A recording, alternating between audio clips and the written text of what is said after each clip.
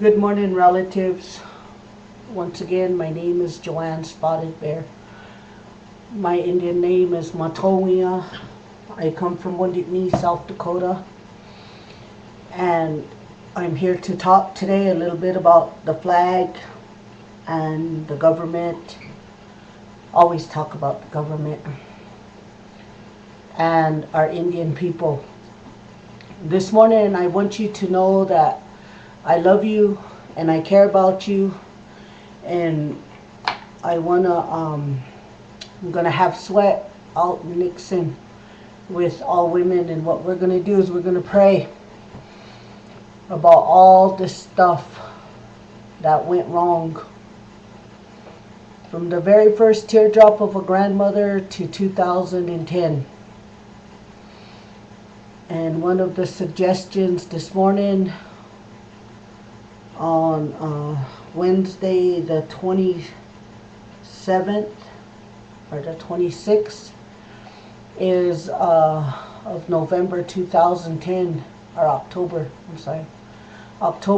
2010, is maybe if the government's going to treat us like the enemy, maybe we need to rethink what we're doing to help the government as far as fighting their wars. Each year, Pine Ridge asks for propane.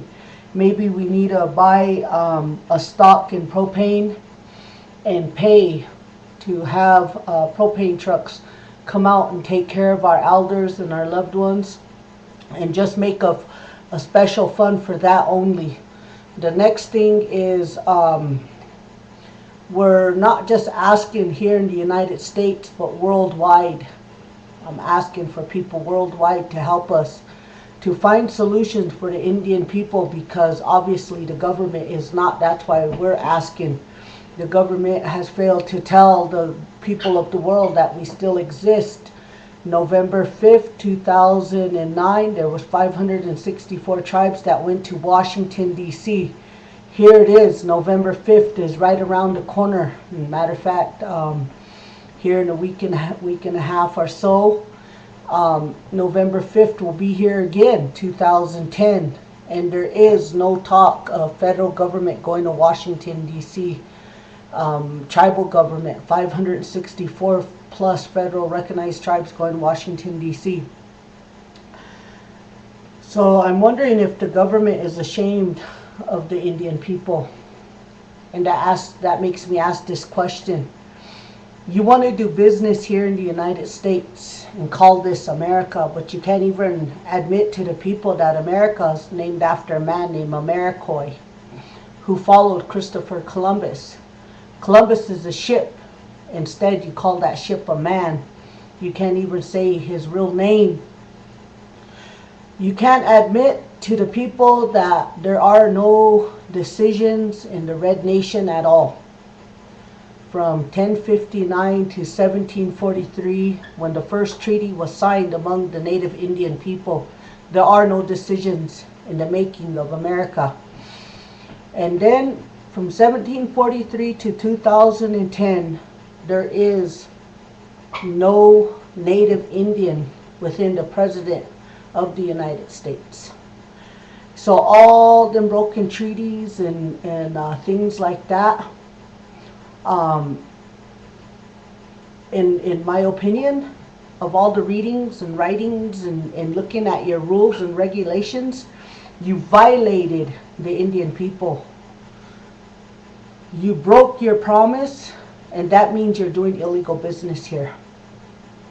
And I think that if Obama really wanted to make things right, that he should come out and just tell the truth, because in reality nobody likes him anyway because of all the lies, the birth certificate and this and that. So, you know, if you really want to support Indian people, then get on the ball and just say it like it is.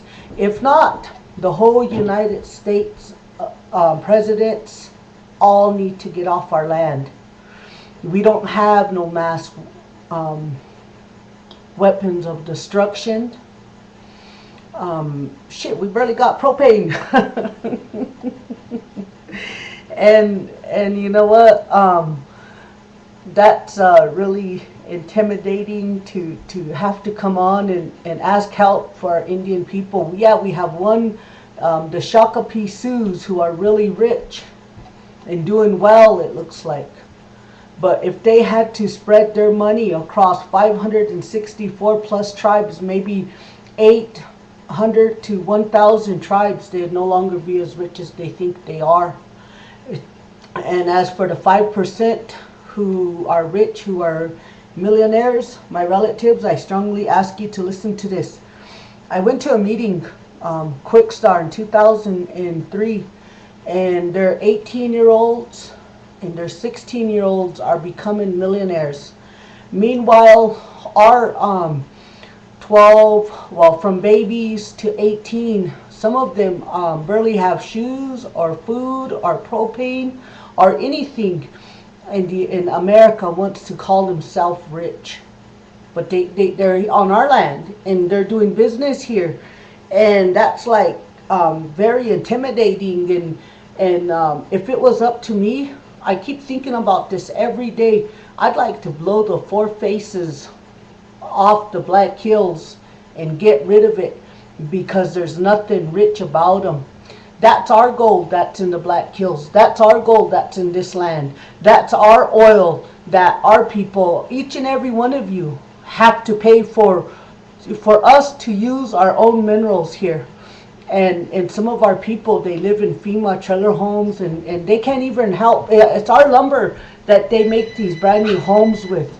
So, that's really disgusts me, and I'm wondering why are they doing this? What for? And in those traditional ways, they're talking about teach our kids how to practice those traditional ways, because we don't want no outsider telling our children about their traditional ways. So those are important. So I'm going to pray about this. And I'm going to make ties, and I'm going to sing and ask another lady and ladies to help me to pray, because this is really important, not just for the Indian men and women alike, but for all of us across the Red Nation, Mexico, United States, Canada, Alaska, Hawaii, Micronesia, and other countries who are having the same difficulties. I'm going to ask you to please help us, so that we can help our people, so that we can help each other to live. Because far as I'm concerned, this government is no good. So I'm going to ask you to help me pray in a good way. Help, Doc Yase.